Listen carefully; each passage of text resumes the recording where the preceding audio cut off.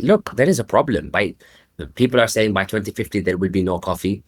I think maybe closer than 2050. Yeah, 2050 is, we're dreaming if we think that if we keep going the way that we're going, that we're going to have coffee at 2050.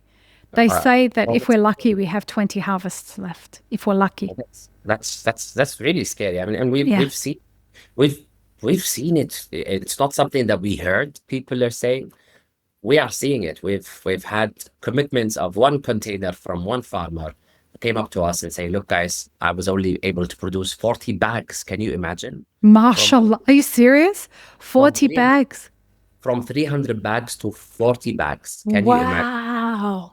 So that's significant. That is an issue because it was rain, it was no rain and heavy rain, and then that devastated their harvest. If you're looking for a free way to support the work we do, bringing you conversations with our amazing guests on the Daily Coffee Pro podcast by Map It Forward, please subscribe, follow, and rate us wherever you listen to the podcast. It really helps us out. It's also a huge help if you share this episode and our social media content with your coffee friends. For links, check the show notes.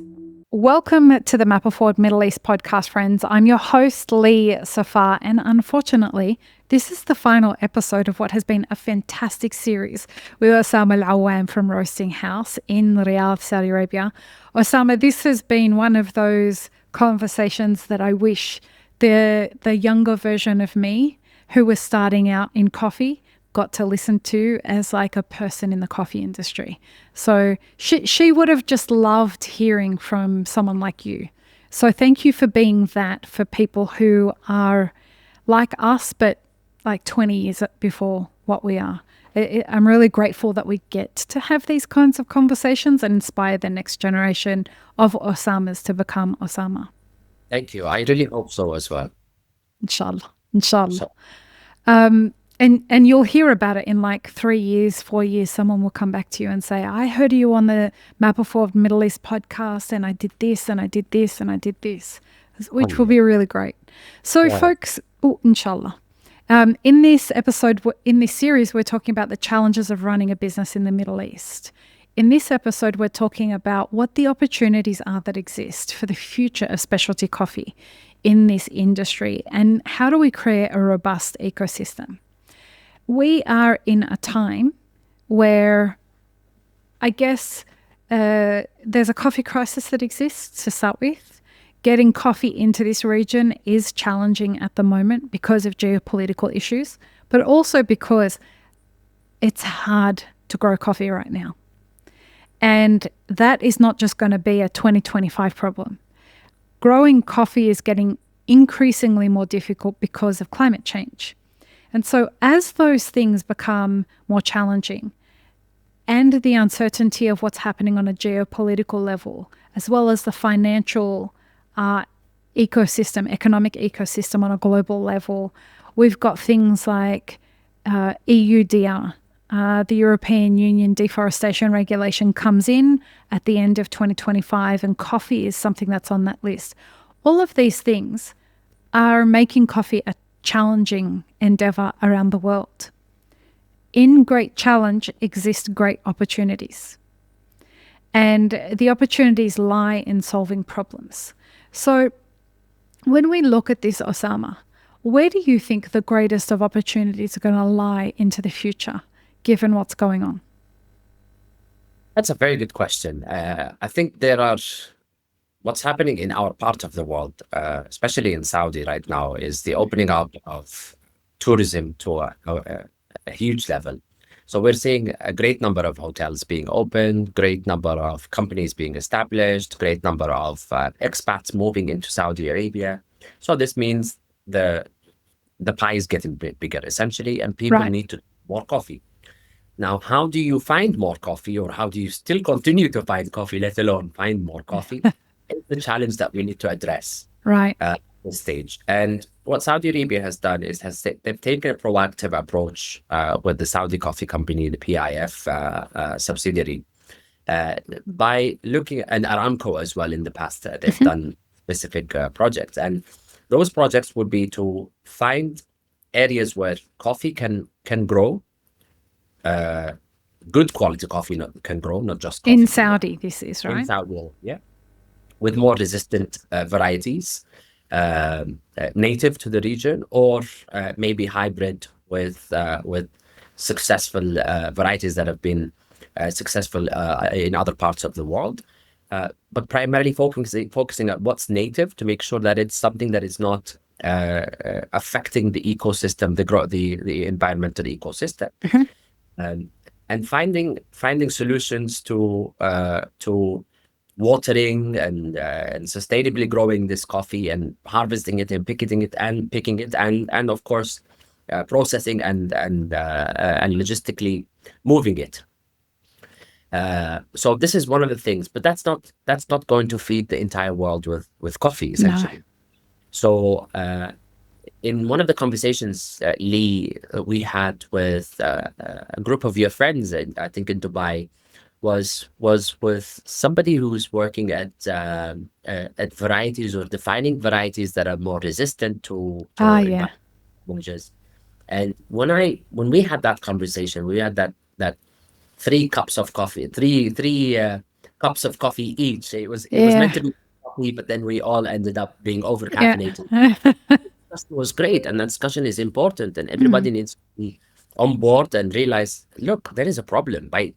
People are saying by 2050 there will be no coffee. I think maybe closer than 2050. 2050 is, we're dreaming if we think that if we keep going the way that we're going, that we're going to have coffee at 2050. They say that if we're lucky, we have 20 harvests left. If we're lucky, that's really scary. I mean, and we've seen it. It's not something that we heard people are saying. We are seeing it. We've had commitments of 1 container from one farmer who came up to us and say, "Look, guys, I was only able to produce 40 bags. Can you imagine?" Mashallah, are you serious? 40 bags. From 300 bags to 40 bags. Can you imagine? Wow. So that's significant. That is an issue because it was rain, it was no rain and heavy rain, and then that devastated their harvest for them. Is this from Colombia? That was from El Salvador. Okay, yeah. El Salvador. But I think things are happening closer to other regions as well. So Brazil, we've seen last year a drop of 30 or even 40% in Brazil and other countries as well. This year, we're hoping maybe the seed market is now starting to stabilize a little bit, maybe come down when it comes to Robusta as well. So we need to be, inshallah, more open to varieties that we were too snobby to enjoy. Previously snobby about, I was going to say the same thing. So we need to be more open to this and find ways where we can process that coffee to be more sustainable, but also in par with the flavor profiles that we are looking for, and stop messing about with different processing techniques that. Now let's get controversial. Yalla. But focus on. I miss when it was terroir flavor and origin flavor, other than just process flavor. There's nothing wrong with experimenting, but I think we need to start focusing on sustainability as an aspect, other than exploring new ways to process.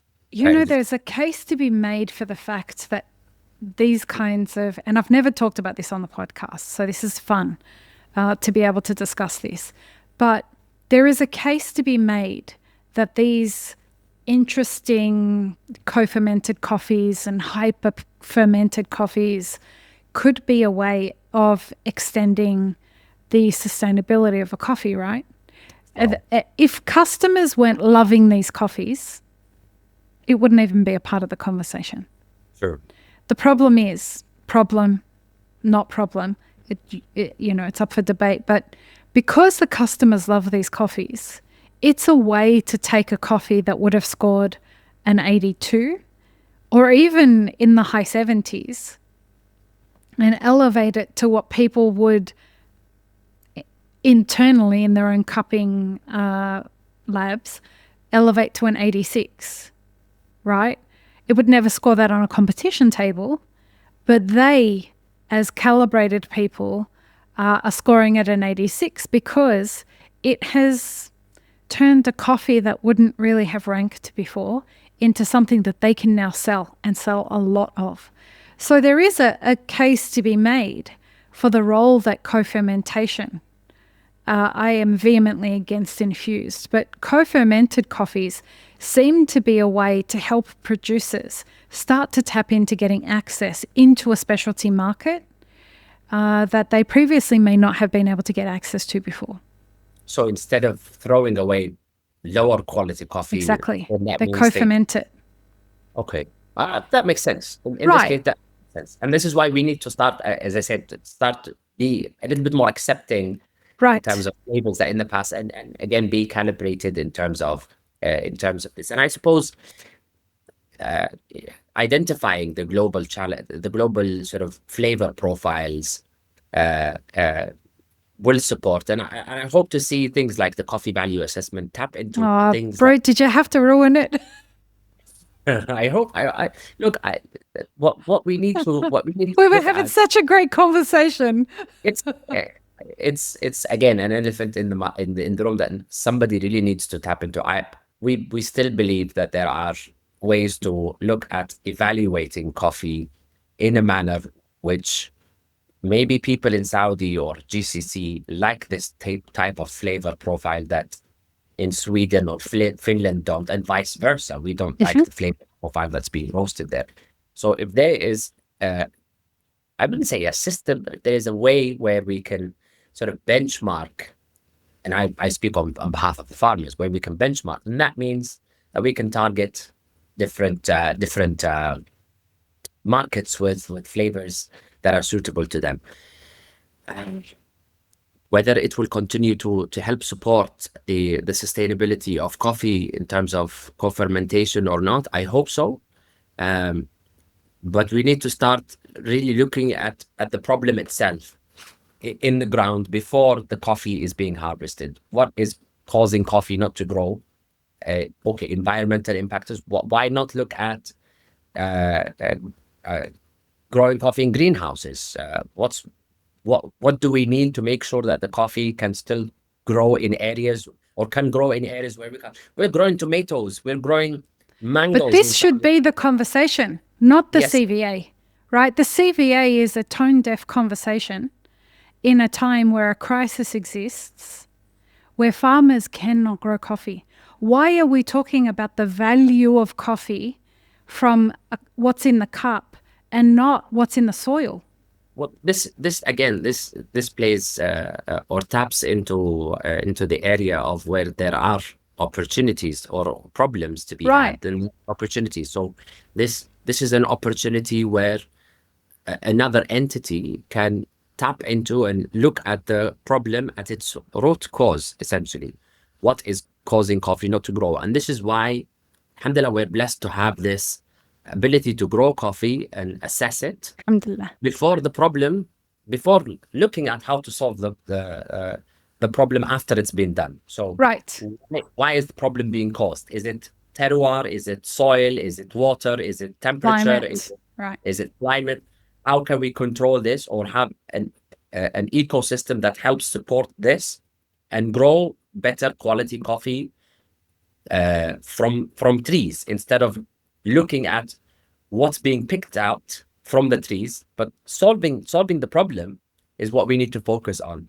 So we cannot rely on one entity to do one thing. So we have, this is why I said in the past we used to say, look, we have this, and now we're focusing on what we have as an opportunity, as opposed to calling for people to pay. If you want to jump on this train, the train is moving. Come and join us in this train. Come and see, provide your expertise in this train, because we're looking at the root cause of the problem. We're not looking at what's happening afterwards. What's happening afterwards, there are people who are looking at it. Fantastic. I wish them the best. Let's look at what's happening now inside the ground. And in my opinion, for whatever it's worth to anyone that's listening, the CVA is not looking at the root cause of the problem. It's looking at what should come after we solve the root cause of the problem. Because if there is no coffee, what value can we add? Sure. What value is being created by no coffee? Sure. And so the attention is being drawn away from the entire coffee industry to look at the CVA rather than looking at the issues that are happening at origin. And this is my big problem with the CVA. Well, this is where the opportunity arises, and alhamdulillah, again, I'm thankful that we are in a position now, this region of the world, to have the enablers and the ground and the soil and the people and the money and the expertise to look at the root cause of the problem and see how we can address it. So again, I invite anybody through your channel, if you allow me, who has the expertise, who has the knowledge, who has the will and willpower to come and look at what this ecosystem can provide for them. The kingdom is open for business. Saudi has always welcomed people who are dreamy to come and create opportunities and play hand in hand. And us at the roasting house, we are working closely with the farmers. We're working closely with the Saudi Coffee Company. We're enabling also the farmers. We bought the first Cup of Excellence, unofficial Cup of Excellence competition that have taken place. We will continue to support these farmers into looking at how they can grow better quality coffee. So we're not looking far out. We're looking from where we are growing the coffee, the root cause, the origin, and the origin. And to be inclusive really means to work with the areas that you have not looked at in the past. And this is where inclusivity is all about. It's all about what's happening on the ground. And we don't mind getting our hands dirty and jumping in there and being in the soil. I have coffee trees here, and I look at them as a reminder every day that this is a tree that we need to take care of, really. Yeah. Do you guys focus on regenerative agriculture? Can you clarify what is this? We'll talk about it off air, because I think that there's some opportunities for me to introduce you to some coffee farmers who are working in this field of coffee called regenerative agriculture. And that's kind of removing any kind of the traditional way of farming, which is with chemicals and fertilizers and things like that. And it's basically bringing the farming system back to harmony with nature, so that you use things like biochar, which is like a high density charcoal that if you're growing coffee in arid, like what's out at that, right, it holds the water in the ground, and it holds the nutrients from the microbiome that's in the soil. So we can talk about it off air, because I think that might be an opportunity. Well, yes, I know they're experimenting with different soil, and I've seen experiments with soil that can hold moisture much better than the current soil that is there. So I know they're looking at technologies as well on watering and water retention and great. cooling down and wind sort of directions as well. But I'm sure they will be welcoming to all ideas globally. They have incredible talent working on this. Great.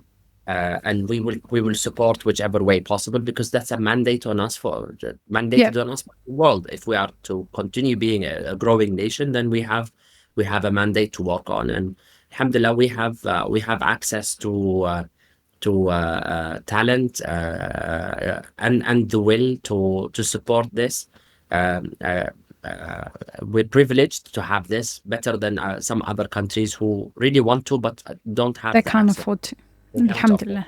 So, one of our professors that works with us on these workshops, Murillo Bettarello, he works with the Saudi Coffee Company on these kinds of initiatives. So there must be some kind of a partnership that's going on there.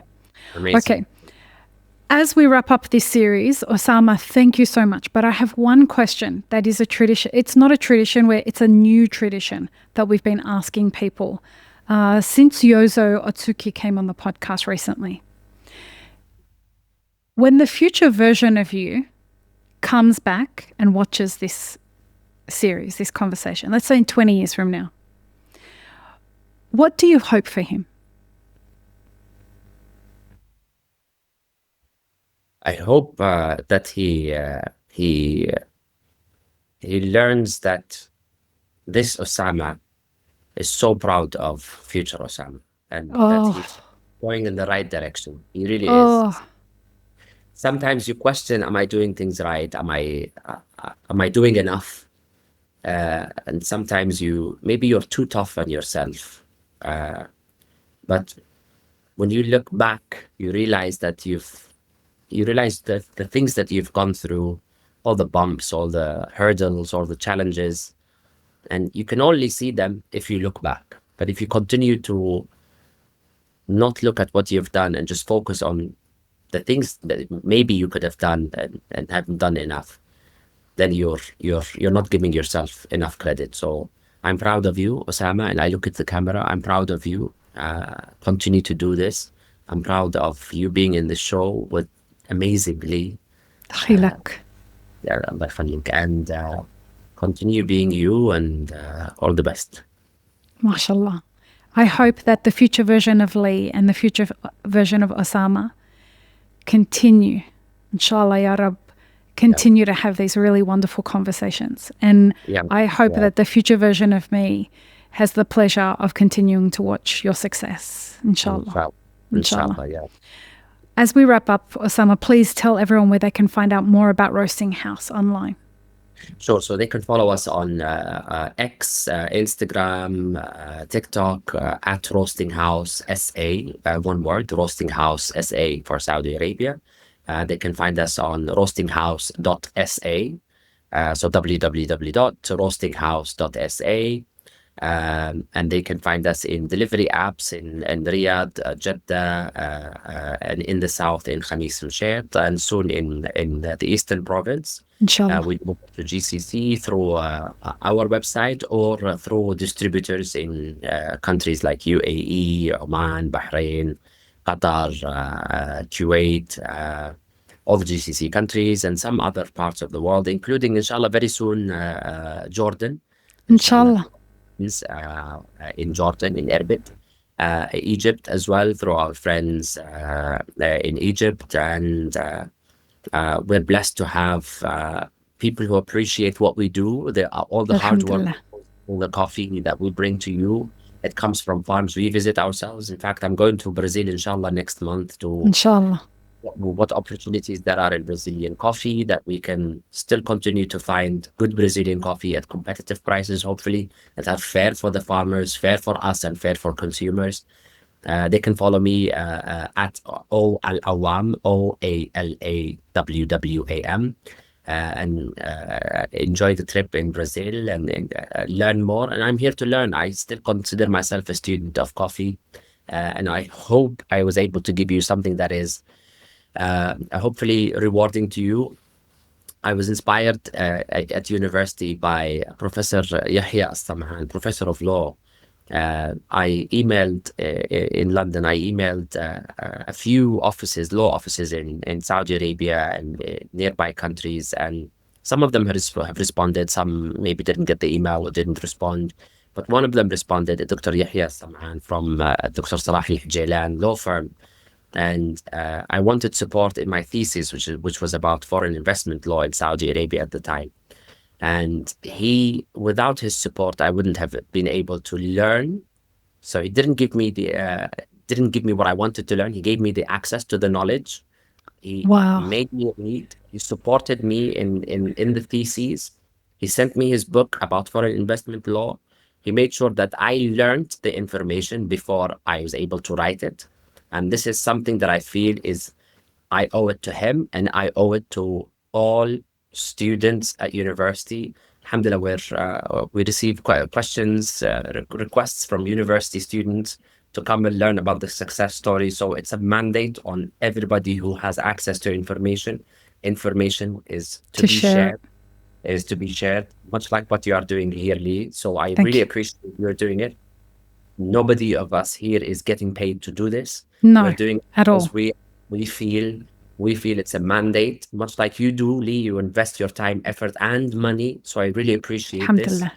Thank you. I really appreciate this in sharing information. And at the end, people will remember you for this and thank you for this and pray for you and even consult you as well, because you are a source of trusted knowledge. So thank you very much. It's my absolute pleasure. And once again, I look forward to the many times that you're going to come on this podcast. And we will have links in the show notes, folks, for everything that Osamah just mentioned. So please do go and check it out and engage. And Osamah, will you do us the tradition for the end of the series? Have an amazing rest of your day, everyone. Bye. So, thank you. Take care. Bye-bye. This episode is part of a 5-part series produced by Mapper Forward. Check the full playlist and guest details in the show notes, as well as how you can support our work in the coffee industry. Become a premium YouTube subscriber, explore our Patreon and any brands we've partnered with to bring you this podcast. Please don't forget to like, share, and subscribe. It really does help us grow our audience.